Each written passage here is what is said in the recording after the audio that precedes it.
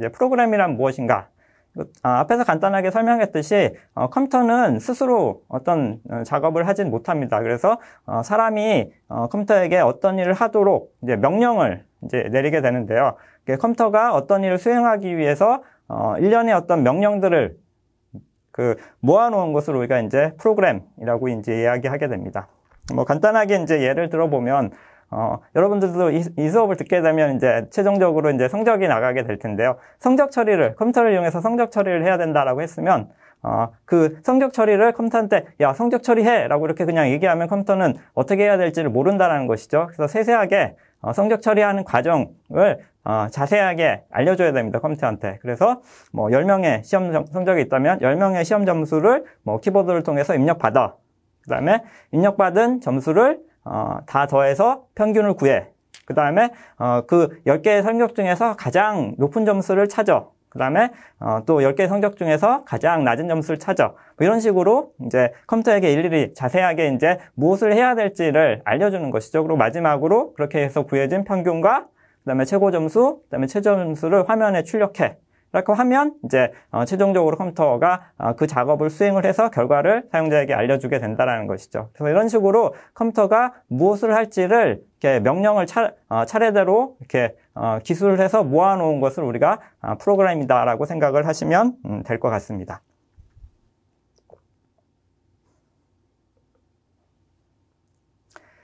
자, 그 다음에 프로그래머.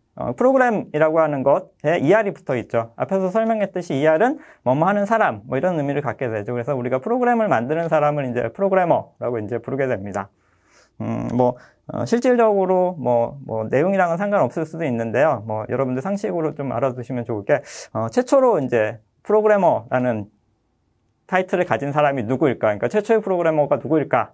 에 대해서 좀 살펴보면은, 프로그램이라고 하는 개념을 최초로 만든 사람은 일단은 여성입니다. 그래서, 최근에 보면 우리가 프로그래머라고 하는 그런 이미지를 떠올리면 대부분 이제 남성을 많이 떠오르게 되는데요. 이제 의외로, 여성들이, 프로그래밍을 하는 여성들이 많이 있습니다. 그리고 여기 나와 있는 대로 최초로 프로그램이라고 하는 개념을, 고안해낸 사람도 결국은 이제 여성이었다는 것이죠. 실제로 이제 최초의 프로그래머, 에이다 러브레이스라고 하는데요. 우리가 사용하는 전자식 컴퓨터가 개발되기 이전에 여러분들이 앞에서 그 컴퓨터의 히스토리 부분을 아마 배우셨을 텐데요.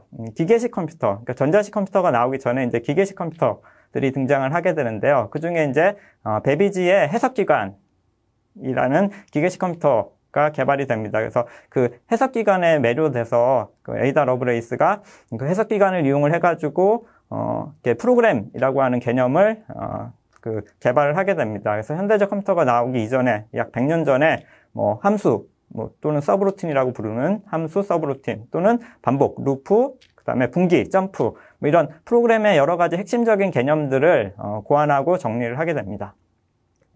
그래서 이거를 기념을 해서 미 국방성에서 프로그래밍 언어를 개발을 했는데요. 그 프로그래밍 언어에 에이다라는 이름을 부여했습니다. 그래서 실제로 에이다라는 이름의 프로그래밍 언어가 존재합니다.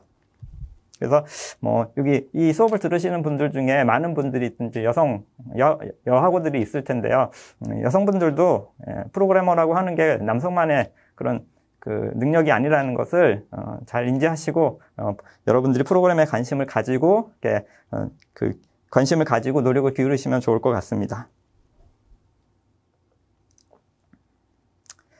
자, 그렇다면 이제 그 다음에 아까 말한 대로 이제 프로그램이라는 게 컴퓨터에게 어떤 일을 수행하기 위한 명령을 모아놓은 것이라고 했는데요. 이제 명령이라는 게 결국 이제 지시를 해야 되죠. 지시를 하기 위해서는 의사를 전달하기 위한 수단, 결국은 이제 언어가 필요합니다. 언어. 그래서 컴퓨터에게 명령을 주기 위한 그런 언어를 우리가 이제 프로그래밍 언어라고 부릅니다. 프로그래밍 랭귀지. 그래서 컴퓨터와 소통을 하기 위한 언어죠. 그러니까 사람과 사람이 서로 소통하기 위해서 언어가 필요하듯이 사람과 컴퓨터가 서로 소통하기 위해서도 이제 언어가 필요한데요. 그 컴퓨터와의 소통에 사용되는 언어를 우리가 이제 프로그래밍 언어라고 이제 이야기하게 됩니다. 그래서 앞에 말한 대로 이제 프로그램이라는 게 명령들을 모아놓은 것이라고 했고요. 그 명령을 작성하기 위해서 사용되는 언어를 우리가 프로그래밍 언어라고 이야기를 하게 됩니다.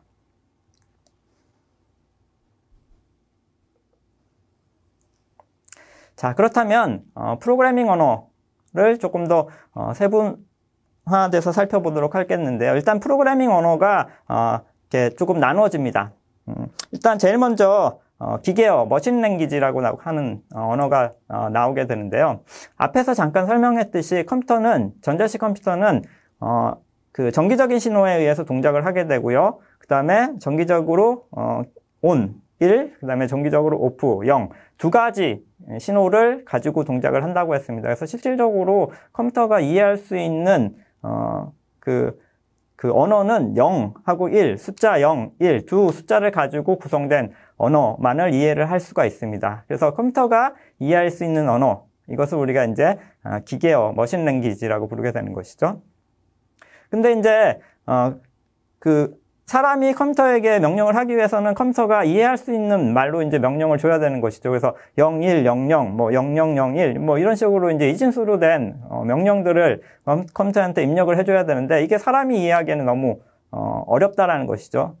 그래서 이제 그거를 조금 더 쉽게 사용할 수 있도록 변형을 해놓은 것이 이제 어셈블리라고 하는 언어입니다. 어셈블리는 기계어 명령, 숫자로 된 기계어 명령을 심볼, 기호로 바꿔놓은 것입니다. 그래서 뭐 00001, 그다음에 0002, 뭐 이렇게 되어 있는 0001, 그다음에 000010, 뭐 이런 식으로 이진수로 되어 있겠죠. 그래서 이렇게 숫자로 되어 있는 명령들을 뭐 덧셈이면 add, 그다음에 뺄셈 명령이면 뭐 sub, 뭐 이런 식으로 심볼로 바꿔놓은 형태를 우리가 이제 어셈블리라고 부르게 됩니다. 그래서 초창기에는 이제 이런 식으로 기계어나 어셈블리를 이용해서 우리가 프로그램을 작성을 했습니다. 근데 그러다 보니까 이게 상당히 프로그램을 작성하기 어렵게 되고요. 그 다음에 일부 소수의 사람들만이 이제 프로그램 언어를 이용해서 프로그램을 작성할 수 있게 되는 것이죠. 그래서 어떻게 하면 좀 더 사람들이 편하게 프로그램을 작성할 수 있을까 이제 고민을 하기 시작하게 되고, 그래서 이제 등장한 것이 이제 고급 언어라고 하는 프로그래밍 언어들이 등장하게 됩니다. 고급 언어는 이제 기계어나 어셈블리가 너무 기계에 맞춰져 있다 보니까 사람이 다루기가 조금 불편하다라는 것이죠. 그래서 조금 더 사람이 쉽게 사용할 수 있도록, 사람이 사용하는 언어와 좀 더 유사하게 명령을 작성할 수 있도록 하자라고 해서 개발된 언어들을 우리가 이제 고급 언어라고 부르게 됩니다. 그래서 밑에 뭐 예제들이 있는데요. 뭐 포트란, 그다음에 코볼, 파스칼, 뭐 베이직, C, C++, 자바, 파이썬, 이런 이제 대부분 우리가 일반적으로 사용하는 여러 가지 프로그래밍 언어들이 전부 다 이제 고급 언어에 해당을 하게 됩니다.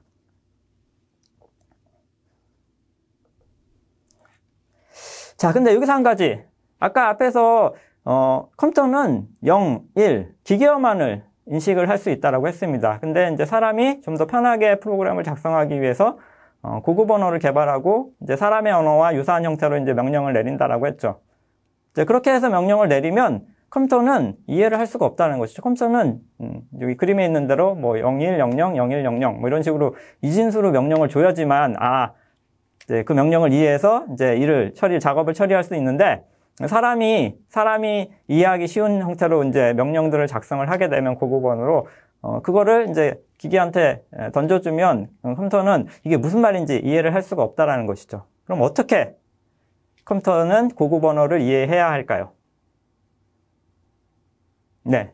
우리도 뭐 외국인이랑 이야기할 때 뭐 서로 언어가 다를 경우에는 언어를 맞춰주는 게 필요하죠. 근데 중간에 이제 뭐 실질적으로 제가 그 영어를 하지 못한다라고 하면 영어를 하는 외국인과 대화를 할 때 누군가가 이제 그것을 번역을 해주는 그런 번역자가 있으면 의사소통이 가능해지겠죠. 그래서 마찬가지로 고급 언어로 작성된 것들은 실질적으로 컴퓨터가 바로 이해를 할 수가 없습니다. 그래서 그것을 기계어로 번역하는 과정을 진행을 하게 되는데요. 그래서 대부분의 고급 언어들은 그것을 번역해서 기계어로 만든 다음에 기계어를 통해서 실행하는 방식을 사용을 하고 있습니다.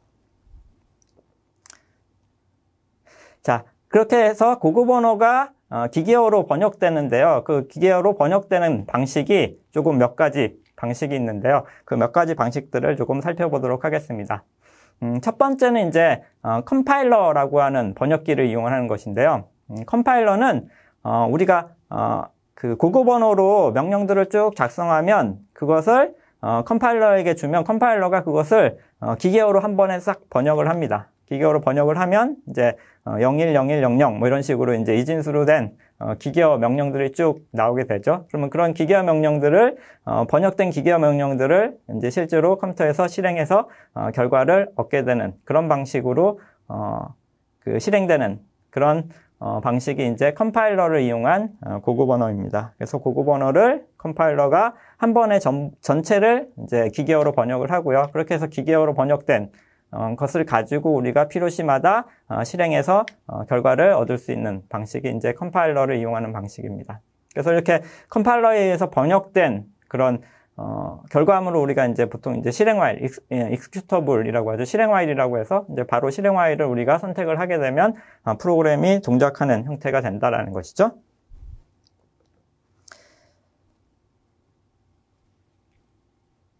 자, 두 번째 방식이 있는데요. 두 번째는 이제 인터프리터라고 하는 번역기를 사용하는 것입니다.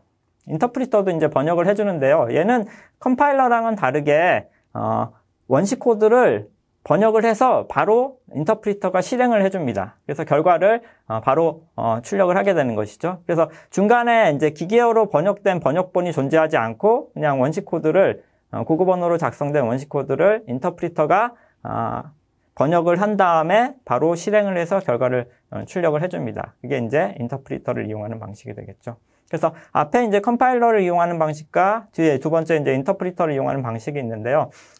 비유를 하자면 앞에 컴파일러 방식은 여러분들이 이제 번역, 말 그대로 이제 번역이라고 보시면 됩니다. 책, 뭐 원서로 된 영어로 된 책이 있는데 그거를 한글로 이제 번역하면 한글로 작성된 이제 책, 교재가 생기는 것이죠. 그렇게 해서 그 다음부터는 한번 번역됐으면 그 번역본을 가지고 우리가 이제 책을 읽으면서 학습을 하면 되는 것이죠. 그런 식으로 이렇게 번역된 번역본이 생기는 것이 이제 컴파일러 방식이고요.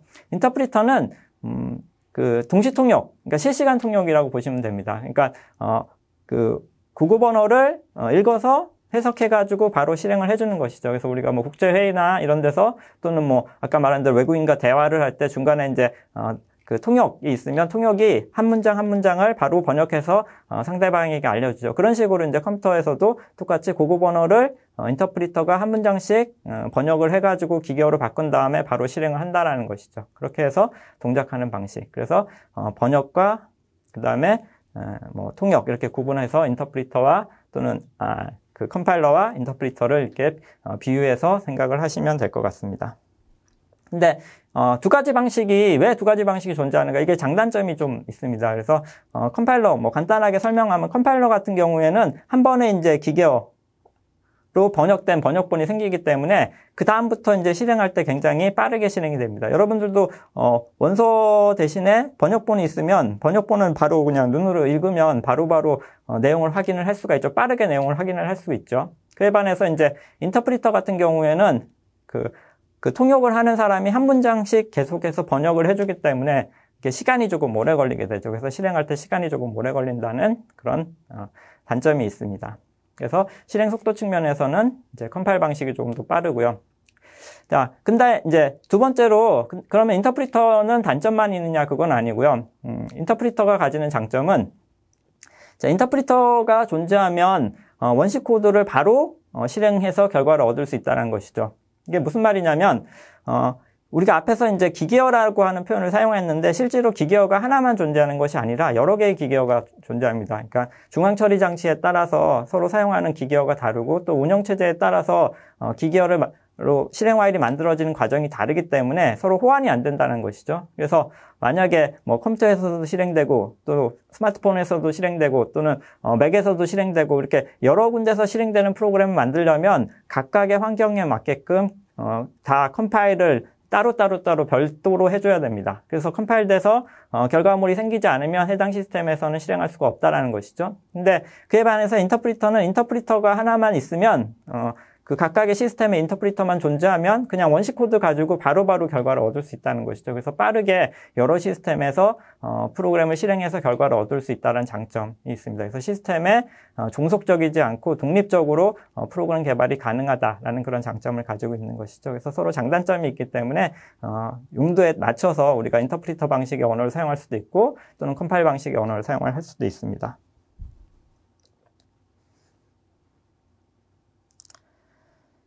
자, 그 다음에 이제 세 번째로 하이브리드 방식이 있습니다. 하이브리드 요즘 뭐 여러분들 많이 들어보셨죠? 이렇게 자동차에 보면 이제 전기랑 그다음에 가스를 같이 가솔린을 같이 사용하는 자동차를 우리가 이제 하이브리드라고 얘기하는데요. 하이브리드 방식, 그 고급 언어에도 이제 하이브리드 방식의 언어가 있는데요. 얘는 앞에서 배운 컴파일러와 인터프리터를 둘 다 사용하는 방식입니다. 그러니까 아까 말한 컴파일러의 장점과 인터프리터의 장점을 둘 다 적용하기 위해서 두 가지 방식을 동시에 사용하는 언어를 우리가 하이브리드 방식이라고 하는데요. 그래서 하이브리드 방식 같은 경우에는 원식 코드를 일단 컴파일러를 이용해서 가상의 기계어로 번역합니다. 아까 얘기했듯이 기계어가 여러 종류가 있기 때문에 그 각각의 기계마다 맞는 기계어로 번역을 해줘야 되죠. 근데 그렇게는 못하고 그냥 그 임의의 어떤 가상 기계를 만들어 놓고 그 가상 기계에 정의된 기계어로 일단 한번 번역을 해주고요. 그 다음에 인터프리터는 그렇게 만들어진 가상 기계어를 실제 기계어로 번역을 해줍니다. 통역을 해줍니다. 그렇게 해서 결과를 얻을 수 있다는 것이죠. 자, 이렇게 되면 인터프리터만 있으면 이렇게 여러 시스템에서 빠르게 적용이 가능해지고요. 그 다음에 인터프리터가 고급 언어를 기계어로 번역하는 데는 시간이 좀 많이 걸리는데요. 근데 기계어를 기계어로 번역하는 것은 의외로 상당히 빠르게 번역할 수가 있습니다. 왜냐하면 기계어를 기계어로 번역할 때는 그냥 명령들을 서로 매칭만 시켜주면 되기 때문에 고급 언어를 번역하는 것보다는 훨씬 빠르게 번역이 된다는 것이죠. 그래서 실행 속도도 빨라진다는 장점을 가지고 있기 때문에 이제 하이브리드 방식의 고급 언어들도 등장을 해서 사용이 되고 있습니다.